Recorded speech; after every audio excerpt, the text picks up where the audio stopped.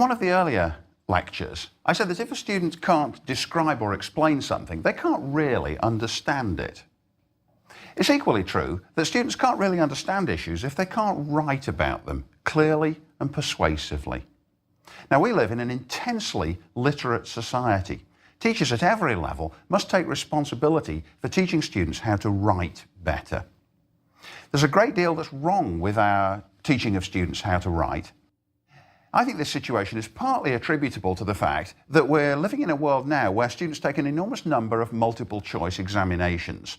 As a student growing up in Britain, I never took multiple choice exams, and the first time I encountered them, I was baffled and surprised by them because it seemed astonishing that you'd actually be given the right answer. Of course, it didn't take me very long to realise that selecting which of the answers is really the right one is no easy matter. But nevertheless, I've never liked multiple choice, and I still don't. What's wrong with them is this.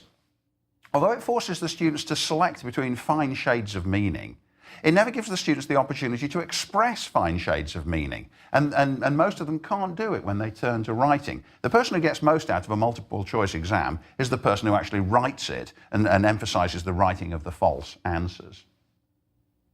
Multiple choice exams are much quicker to grade than essay exams. Consequently, throughout much of their education, most young Americans don't write very often. And when they do, when they're compelled to write, they turn to it as to a strange and alien activity. Having not learned grammar formally because of shifting emphases in reading and writing curriculums, and knowing very little about the structure of sentences and paragraphs, students today tend to write papers that stray from their ostensible topic, that make cumbersome use of language, and that take no account at all of the needs and abilities of their audience, the people for whom the paper has been written. Teaching students to write is a time-intensive task, and it requires a lot of conscientious hard work on both sides of the table, and a willingness on the teacher's part to say and do the same things over and over again. Learning how to write is like learning how to play the violin. It takes constant practice. If you don't practice very often, you won't play it well. If you don't write very often, you won't write very well. Now, this is one of those many areas of teaching which is certainly not fun. It's a repetitive grind, but it's a necessary one. And it can have a very, very significant payoff. In my experience, there are very few experiences I've enjoyed more than turning a bad writer into a fair one and a fair writer into a good one. Very, very gratifying indeed when it happens, certainly to me, the teacher, and equally to the student, him or herself. Now, you may think my judgment about the badness of American students' writing is a little bit harsh, but it's not only my judgment. All the professors whom I spoke to over the course of preparing this set of lectures had exactly the same view. Let's listen to a little moment of Professor Roberto describing his view that students are mainly bad writers, and what he says certainly goes for all of us. Students come to us out of high school, and their writing skills are not where we want them to be. And that's no fault of high schools, I don't think necessarily. I just think the students, they haven't fully developed their own writing skills and style, and that's difficult, you know, to really nurture that and work on that. And what kinds of things do you do to help students improve their writing? First of all, you got to make them do a lot of writing. And then the last one was progressive.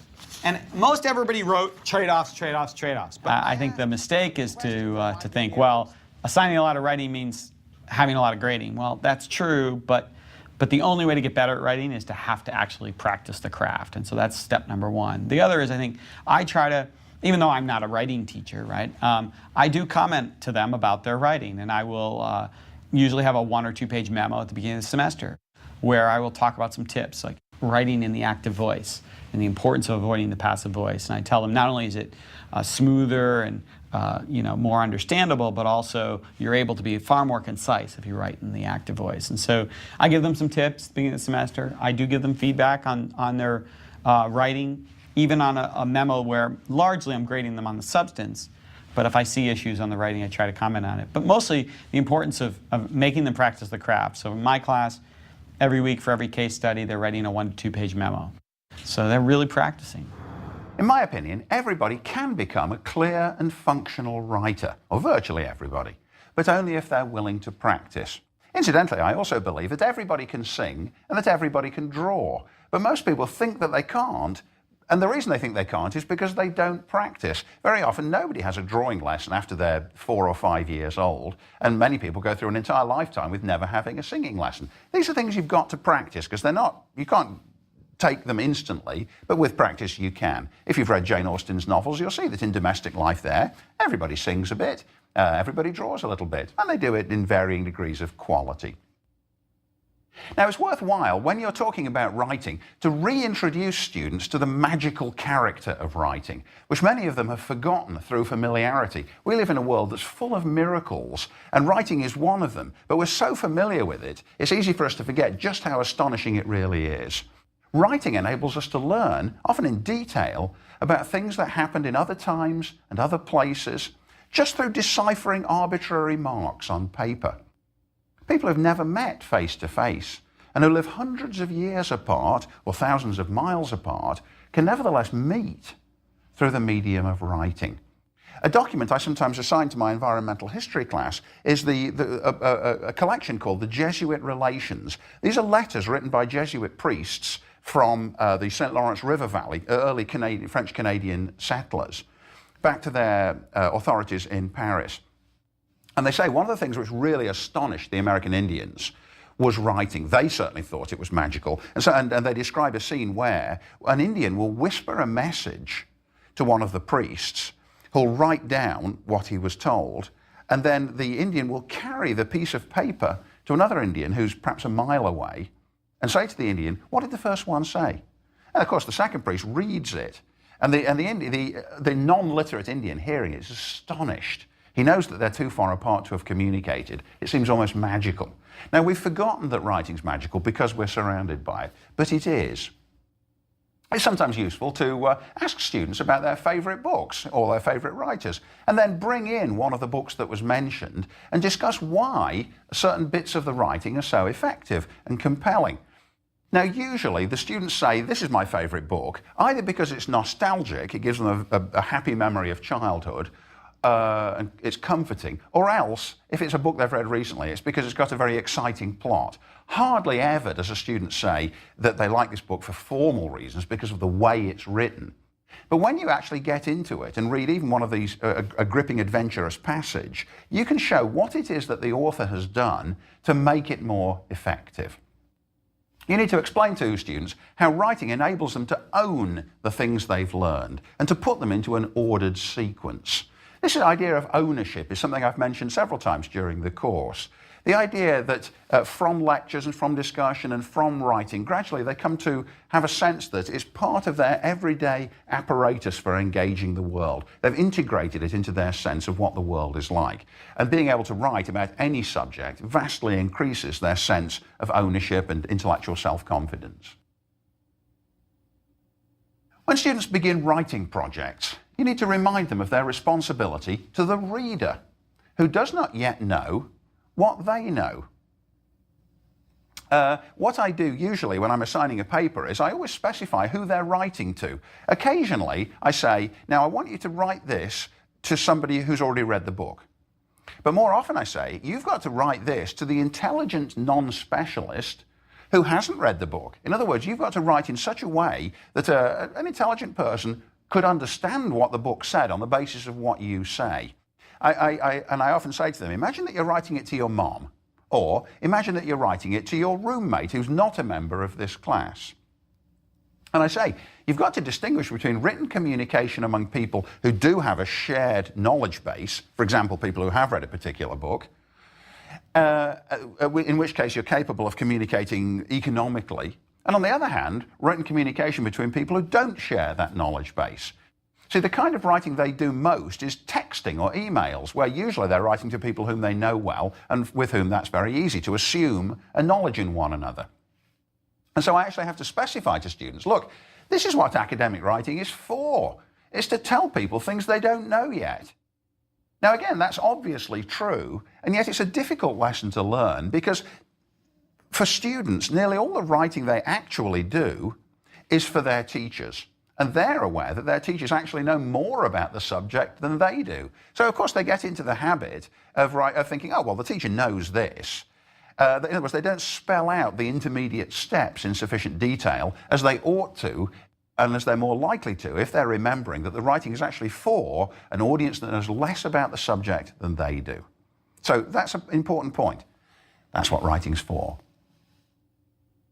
You also need to distinguish and get them to distinguish between language that's used in conversation and language that's used in writing. Because all kinds of things are permissible when we're talking casually with each other, which are impermissible or which look very jarring when you see them in print.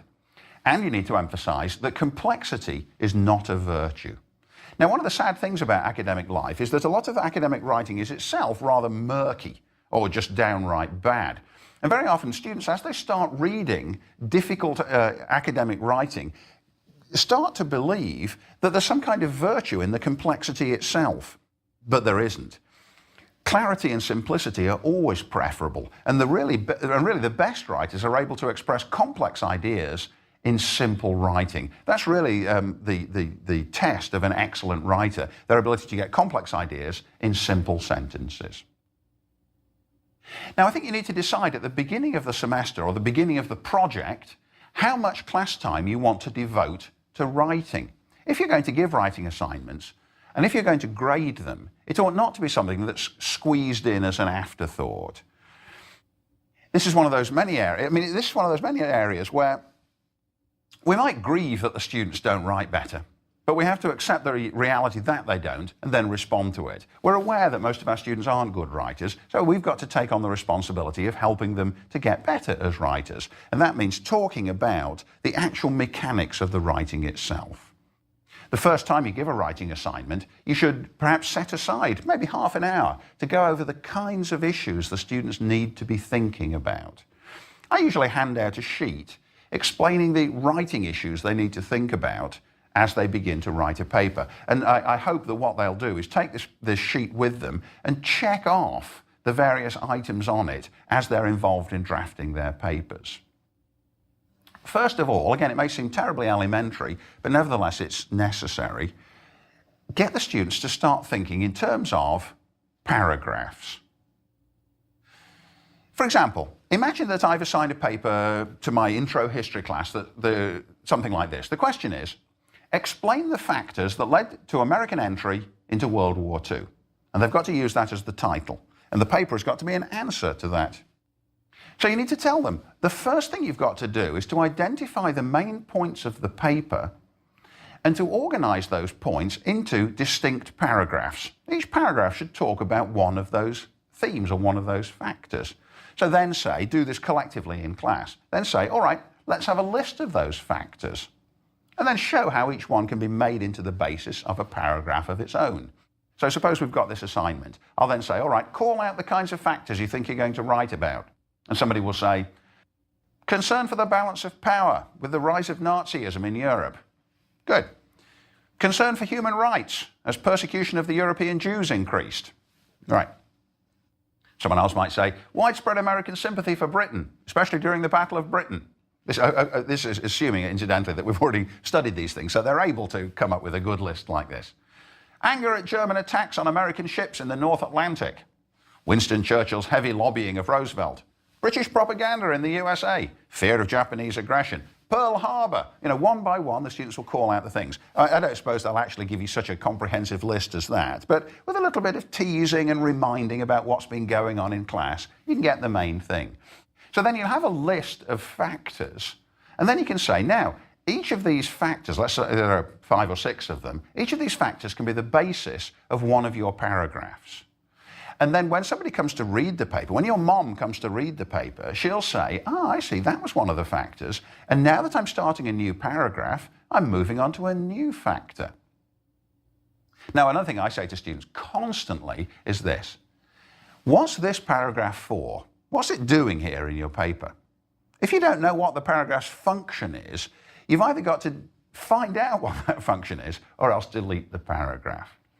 Now, 3 words I use constantly in reading and in writing exercises are the themes describe, explain, persuade. Sometimes when they're writing, they're describing, here's what happened. Sometimes they're explaining, here's why it happened. And sometimes they're persuading the reader. In other words, the way to understand it is like this. This is why my explanation is a good one. Usually, when they're in analytical writing, one of those three things is going on. Something's being described or explained or persuaded. And the students themselves need to understand that sometimes they've got to do each of those kinds of things. Simple, filler material which just fills up some space is just not permissible. Now, what about introductions? Students also find it very, very hard to get started. And I tell them it's often a good idea to write the introduction last, because once you've written out the body of the paper, then you have a very sure sense of what it is you've said. And then in the introduction, written at the end, you can say, here's what I'm going to say. And the introduction will, in fact, tally with everything that comes after it. But introductions are, of course, very important, because the introduction draws a reader's attention from whatever else he or she was previously doing onto your wavelength. And in a good introduction, you've got to say the most important things straight away. In that sense, introductions to academic writing are the exact opposite of a mystery novel.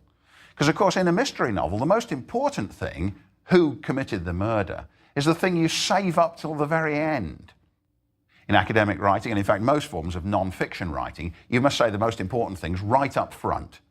So again, I will sometimes, with one of these writing exercises, I might say to the students, here's the kind of introduction I've got in mind for the sort of paper I just proposed to you. World War II began in Europe in September 1939, but the United States did not become directly involved until December 1941, more than 2 years later. A variety of developments in Europe and the Far East led to American involvement. They included American concern with the growing strength of Nazism, sympathy for Britain and its leader, Winston Churchill, and sympathy for the persecuted Jews of Europe. Far more decisive, however, was the Japanese attack on Pearl Harbor, which effectively ended American opposition to participation in the war. Now, an introduction like that, bringing together these various factors, says all the most important things straight away. And if the reader never went beyond that introduction, he or she would still know all the most important points. In effect, the rest of the paper is merely an elaboration and an enlargement of the points which have been made straight away in the introduction. That's what a good intro should do. Now, in the next clip, I'm going to show you a little glimpse of myself advising a student about her introduction. She's an exceptionally talented student at Emory, and she's writing an honours thesis. And she's done a beautiful job of creating an effective introduction. Her topic is evangelical college students in the South before the Civil War. And she brought me a draft of the paper, and we had the TV cameras there to capture the moment where I was reading through it and commenting on it. Well, now, what you've written here, this is a draft introduction. And it's amazing that you've already got this far into the work, that you're able to write a plausible introduction. What I like about it is that you've already answered the kind of 5 big W's, who, what, where, when, and why. Who, the evangelical college students, when, 1830 to 60, where, in the South, why, the generation after the Second Great Awakening, and what, dealing with adolescence. I mean, in that sense, you've already done everything that needs to be done in an introduction, which is super.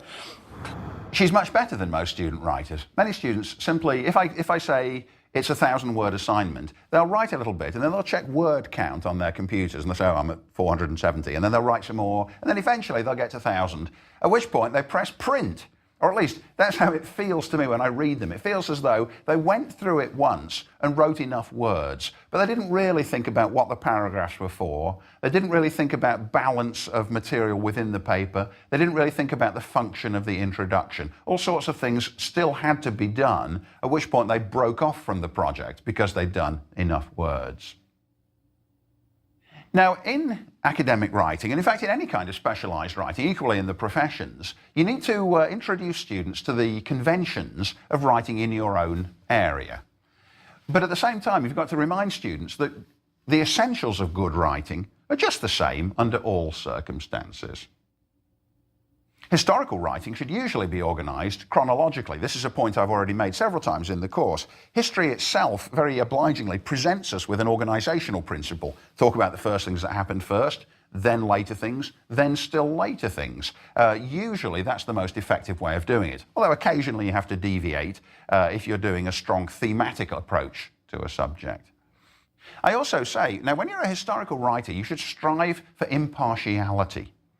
so that readers on all points on the political spectrum can learn who did what, where, when, and why. In the clip, you heard me talking about the 5 big W's. This is another of my little mnemonics, little shorthand tags, as a way of getting the students to say, did you talk about who, when these things happened, where they happened, why they happened, and so on. They're a good little shorthand device for getting to the main points. Now, students don't like to write. They don't want to write impartially. They want to see history as melodrama, and they want to take sides. And they find it difficult to see that avoiding taking sides can be a virtue, especially if they're writing about an impassioned subject like the Second World War or like the history of slavery. They want to put themselves on the side of the virtuous. But of course, doing that makes it much more difficult to understand the other side. And I'm constantly onto them. No, you've got to write it in such a way that you can explain everybody's point of view rather than adopting one of these points of views and trying to drag the readers into that frame of mind. The scientific disciplines often favour a different style of writing. In particular, where it's a virtue to use active verbs in history writing, it can be a virtue to use passive verbs in scientific writing. This is particularly as a way of emphasising that an experiment can be done by anybody. The experiment didn't depend on the particular character of the experimenter who undertook it. So it's entirely acceptable in scientific writing. In fact, it's necessary to write something like this. 5 millilitres of hydrochloric acid were added to the sodium carbonate. Now, were added is a passive verb. It doesn't tell you who did the adding. It just says that the one chemical was introduced into the other one. Now, the justification for deviating from the usual rule against passive verbs is very persuasive in this context, because the sentence as it's written directs the reader's attention towards the act, towards the combination of the chemicals, and away from the person who merely happened to do it on a particular occasion. So that's the convention in scientific writing, and it's very different in history. See, a sentence in a history writing like this would be weak. Europe was conquered country by country. Because if you say that, you don't say who it was that was doing the conquering. That's much weaker than saying Napoleon conquered Europe. Because, of course, in this instance, the identity of the person doing the conquering is all important. And he only did it once. It's not as though it's a duplicable experiment. But you see that in each case, clarity is the important thing, and the form of words and the style of verbs used actually guides the reader towards the most important issue. Writing in the business world often begins with the most important point, just as it does in history, in order to save time for colleagues. A statement of purpose and the most important points in the communications need to come right up front, and they need to come in clear, direct language. That's the effective way to begin. And then to follow on with more detailed information or background, elaborating on the main points. And as Dr. Roberto said, and as I totally agree for history too, the active voice is nearly always to be favoured. Passive verb. Now, if a student writes well by the time he or she graduates college, he or she will have no problem adapting to good writing in other contexts, in the business world or in medicine or anything else, regardless of what major they took. Good writing is good writing, and although there are special variations necessary depending on the field, the general principles apply everywhere. Writing exercises in class and outside of class can contribute to students' development of good writing habits. I often do this. Near the beginning of the semester, I give papers which have got special difficulties attached to them. For example, I say, all right, this first paper you're going to write has got to be entirely written in sentences of 10 words or less. Now, at first, many of the students flatly deny that that's possible. They say, we can't do it in sentences of 10 words or less because the subject is so complicated. But then some of the students manage it. And when you read aloud one of the ones who did manage it, or when you read aloud your own version where you did it, they're forced to admit, oh, all right, the possibility does exist after all. In fact, in this, as in all writing exercises, it's virtually always a good idea for you to do the exercise too. And then after you've discussed it, distribute a copy to the class as a way of showing that the exercise, although it might be difficult, is nevertheless possible. And again, here's a little example. Back to the World War II case here. This is my little miniature paper, and it's entirely in sentences of 10 words or less. Winston Churchill feared and hated Hitler, his enemy. However, he hated his ally Stalin almost as much. He cautioned Roosevelt against underestimating Stalin's mendacity. In the long run, communism and the West were antagonists. Stalin wanted a second front in Europe in 1942. Churchill refused. Stalin wanted a second front in 1943.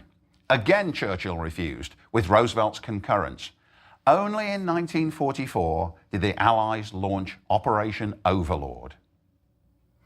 Now, that little miniature paper was 9 sentences long, and they contained this many words: 8, 9, 6, 10, 9, 2, 7, 6, 9. The sentence with just 2 words was, Churchill refused. That sentence has got a lovely peremptoriness, doesn't it? Its shortness helps you feel his determination, and I think it also helps you feel Stalin's anger at his refusal. So there we are, 10 words or less, very, very useful indeed. This is one of those places where you have the chance to talk about the benefits of short sentences, a thing I mentioned earlier when we were talking about close reading. Without this kind of exercise, most students will never think about sentence length at all, or how it can add to or detract from the precision of their writing. Now, it's also a good idea to assign students papers, all of whose words must be of just 1 or 2 syllables, although sometimes you do have to exempt proper nouns. In other words, if you're writing about the town of Montgomery, there's no way you can get that into 2 syllables. This is a good exercise to get them to be concise and simple. And again, here's an example. Rosa Parks' protest started the boycott, but Martin Luther King Jr. and the other black clergy led it.